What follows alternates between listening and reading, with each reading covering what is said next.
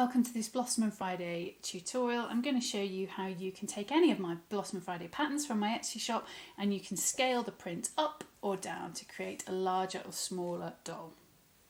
The same applies for any of the patterns that are in there, including the clothing, etc. So this is the standard size doll. This is the kitty, and he, depending on what fabric you use and how long you do the legs, if you add a little bit extra by accident or whatever, he should usually work out at about 12 inches. I've just measured him and actually this one is 13 inches, so it can vary slightly. This one I printed the pattern at 120% and he is, he's made with slightly shorter legs, but he is 16 inches. And then this one, I haven't measured him yet actually, but he was printed at 60% of the standard size and he is 8 inches. So you can obviously go much smaller, but obviously it's quite fiddly. So if you haven't made any yet, maybe start out with a standard one and then see how small or how large you can make them. So you'll notice on this one and this one, they've got different style legs to the standard traditional style.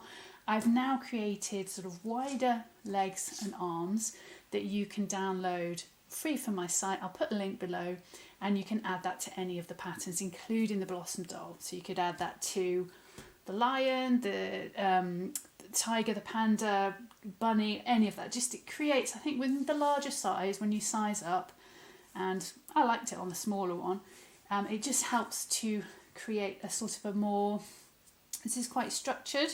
I do love these little legs with the in-turned toes, but I wanted also to do something that was just quite loose and floppy and cuddly and that kind of thing. So the arms and legs are a little bit chunkier on this one. So he's soft stuffed. I've also got a video to show you how you can softer stuff. The standard video tutorials that I show you, they're quite firmly stuffed, but I will link that below.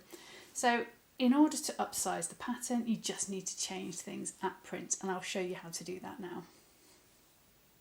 So I've opened up my file here in Adobe Acrobat. I've got the mouse and kitty doll pattern. I'm going to go to print.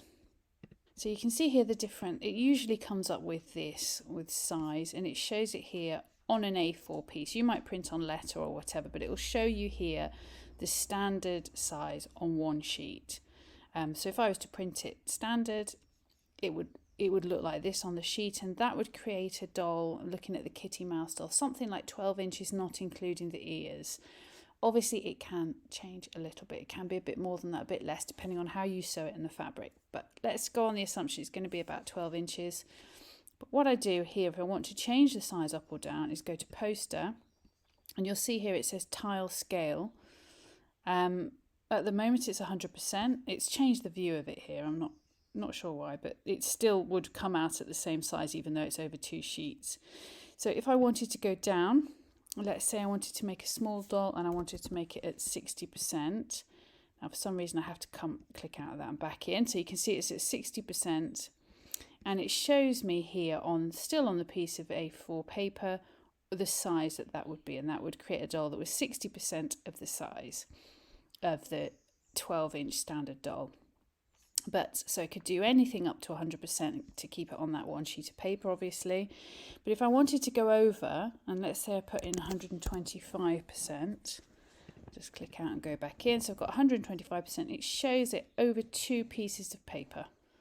And so what it would do, it would print out like this. It would have 2 sheets of paper, and I'll show you how I go from there in a moment. So it's really straightforward. If, for example, you wanted to make something to a specific size, let's say you had a box and you needed a 10-inch doll instead of a 12-inch, what I would do is work out what 10 is as a percentage of 12. I'm not very good with a calculator, so I'd probably just go to Google and type what is 10 as a percentage of 12. And if I wanted to make a 20-inch doll, I would type in what is 20 as a percentage of 12. And then I would know what percentage to put in here to get a doll that was about that size. So I hope that makes sense. And then I'd obviously go to print and I'll show you what happens after that.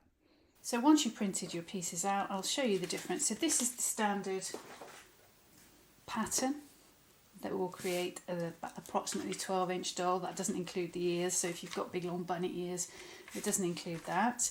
And if you scale up, you'll see this is printed at 120%. And what it's done, as I showed you before, it's split the page in two. So what I do is just to create the pattern pieces, and I will cut around each of these and then just simply piece them together and then sellotape the back so that I've got big pattern pieces, and then carry on making the pattern exactly as before. And just to show you the smaller one, this is printed at 60%, it's quite diddy. So that is this little guy. Like I said, he's got the straight legs, which aren't shown on here on the original pattern, but you can download them from the website. And this one is a little bit fiddlier, but it's good fun. So if you feel a bit adventurous and you want to try something smaller, but I really hope you've enjoyed that. I hope that's clear. Feel free to ask away if you have any questions about the resizing. Like I said, this can apply to any Blossom and Friday doll. And to make any clothing, just print them at the same percentage as you did for the doll.